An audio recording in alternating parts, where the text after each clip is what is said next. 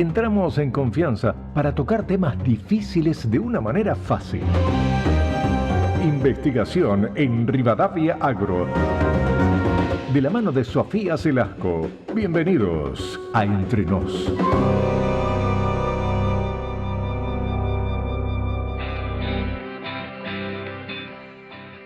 La música de misterio y de detective, porque se viene la sección de Sofía Celasco esta semana sobre desregulaciones, motosierra aplicada al agro.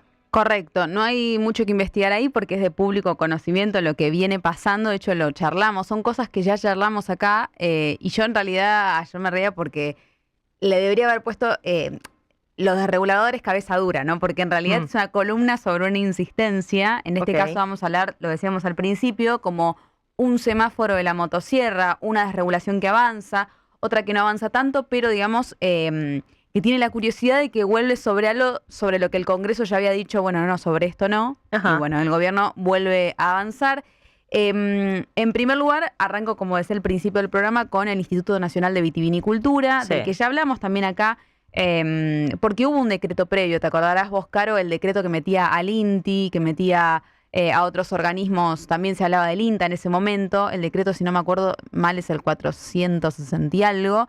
462. ¿462? Sí. Ah, bien, estaba pensando en 467 también, tenía como ahí esa duda. Que avanzó ese decreto, que era como una desregulación bastante, si se quiere, masa de varios entes del gobierno, y que eso después es frenado por las cámaras del Congreso y eso no avanza y se vuelve para atrás, digamos, y se restituyen, por ejemplo, las funciones, en este caso, del INB. Bueno, ayer finalmente casi que se puso el mismo texto, se avanzó con lo mismo, pero en el marco de una resolución aparte, ¿sí? Dedicada específicamente a ese organismo y sobre la cual tuiteó ayer el ministro de Desregulación, Federico Sturzenegger, que decía 973 fueron las normas que fueron derogadas sobre un total de 1.207 que hay en torno a ese organismo. Entonces un poco ayer estaba esta cosa de, bueno, en realidad arranca como un nuevo instituto, porque básicamente gran parte del espíritu que tenía se pierde, ¿no? Y que aseguraba el ministro, bueno, que iba a haber la libertad, digamos que la libertad siempre encuentra su camino. Por eso yo decía lo de cabeza dura, como diciendo vamos a insistir con esto porque eventualmente va a suceder. ¿Qué cambia respecto a este organismo? Bueno, recordemos el INB, el instituto que es clave en muchas cuestiones de la vitivinicultura, ya sea a lo que tiene que ver con las fiscalizaciones de lo que se produce, cómo llevar adelante estadísticas. Bueno, tiene una cantidad de funciones que lo vemos sobre todo en las provincias cuyanas, digamos, con gran injerencia ahí. Y entre las modificaciones principales se habla que, bueno, ya no se será necesario realizar inspecciones dentro de los establecimientos, ni, por ejemplo, emitir permisos de tránsito cuando circule la mercadería. Tampoco se va a determinar anualmente el grado alcohólico mínimo que está permitido para un determinado vino en una determinada zona, ni se va a exigir una declaración jurada de elaboración semanal. Y como si eso fuera poco, se va a empezar a trabajar a partir de lo que es la inspección del producto terminado y embotellado, ¿sí? O sea, la inspección. Solamente en esa etapa, es decir, ya sale de la fiscalización de la producción de vino en la etapa de producción de la uva, de la bodega, etcétera. Correcto. Se va a fiscalizar la botella de vino. Exactamente, que es para chequear qué tipo de producto le está llegando al consumo y que no tenga ningún tipo de adulteración. Pero va a ser para esa etapa, ¿sí?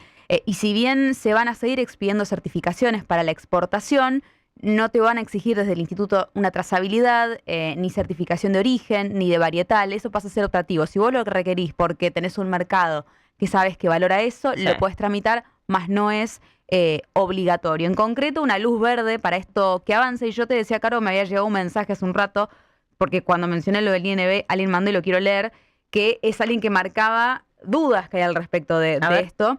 Y en particular hablaba de que, bueno, se habla de aliviar cargas al productor, sin embargo, detrás de esta aparente libertad se esconden riesgos profundos que impactan sobre la economía, sobre la salud pública, sobre la reputación de la industria, que es símbolo, ¿no? Está el temor de muchos productores de decir, ojalá esto no derive en que empiece a haber problemas sobre los cuales no se fiscalice o se oculten problemas, como diciendo, yo no fui a esa bodega, no sé qué pasó ahí, y después nos encontremos con que hubo un problema y ya tenés el vino embotellado, ¿no? Esas son las dudas de alguna parte del sector. Otra parte dice, realmente estábamos tapados de regulaciones, por lo cual era muy difícil avanzar con ciertos procesos hasta llegar a tener el vino final. Entonces, bueno, ahí hay un debate entre si esto va a generar o no realmente un impacto dinamizador en la industria, ¿no? Porque es cierto esto que veíamos que cuando vos querés arrancar un emprendimiento nuevo, hay una serie de requisitos que también te hacían muy difícil arrancar y meterte en ese negocio que está copado por empresas muy importantes de gran renombre que ocupan gran parte del mercado. Entonces, bueno, había una pero bueno, me interesaba este comentario porque hablaba de un poco de esa sensación. Sturzenegger dice que esto fue pedido por la propia industria. Exacto. Y que su decisión responde específicamente a eso.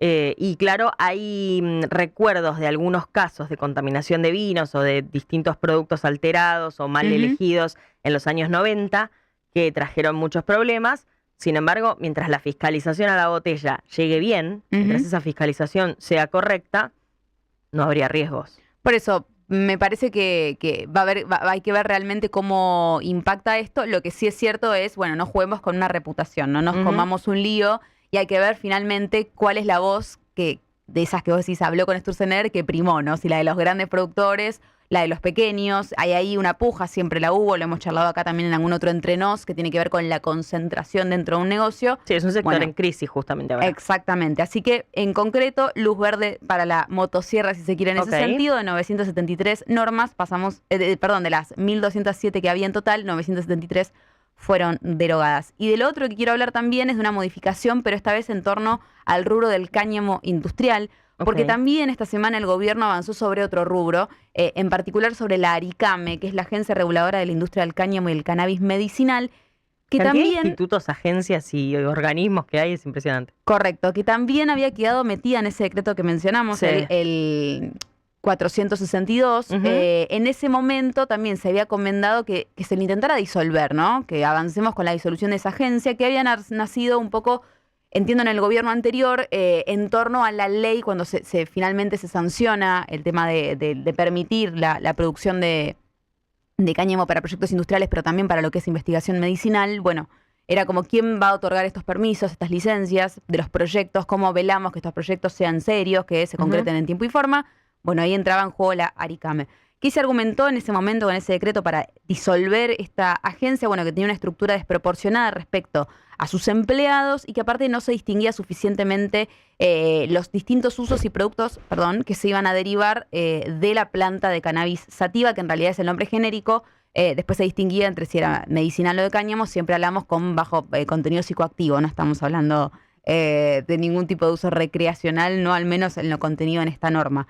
Como eso no se pudo hacer, lo que hace el gobierno esta semana es prorrogar algo que ya tenía y que impuso en 2024, que tiene que ver con la intervención de esa agencia. Hace un año que esa agencia se encuentra intervenida, esa intervención finalizó en su plazo en septiembre y desde entonces no pasó más nada. Entonces ahí es cuando sale este decreto que se intenta terminar de quitar, eso no funciona y bueno, decimos ahora prorrogamos finalmente la intervención. ¿Quién está interviniendo la agencia? Es Ignacio Ferrari, un médico oftalmólogo de profesión, que tiene un vínculo con el negocio a partir de ser fundador de una empresa que se llama Canaradix, que es un servicio especializado justamente en el aceite de cannabis. Esa es la relación que esta persona tiene con el sector y que desde el gobierno dijeron, bueno, este último tiempo ha hecho un gran trabajo por reorganizar internamente la agencia, por emitir las licencias, entre otras tareas. Y más allá de que hizo las cosas bien, bueno, ahora en la resolución aparecía como que le iban a prorrogar ese trabajo. Yo pongo acá una luz amarilla porque en realidad el gobierno no logró lo que quería, que era disolver esta agencia. La agencia sigue, pero intervenida. Y por otro lado, el gobierno dice se hicieron las cosas bien y hay muchos operadores de la industria del cáñamo que habían hecho una gran inversión con industrias para poder justamente hacer cáñamo industrial. Sabíamos que tiene uso en la construcción, que tiene uso... en la industria textil, en un montón de cuestiones, y eso no estaba saliendo o a veces costaba conseguir las licencias. Entonces, muchos dicen no estaba funcionando tan bien la agencia. Veremos ahora si en este segundo año de plazo que le ponen al médico Ferrari, si va a tener algún tipo de impacto sobre esas quejas que hacían muchos de los operadores. Así que una luz verde y una luz amarilla en la motosierra de esta semana. Excelente, Sofi, gracias, como siempre. A ti.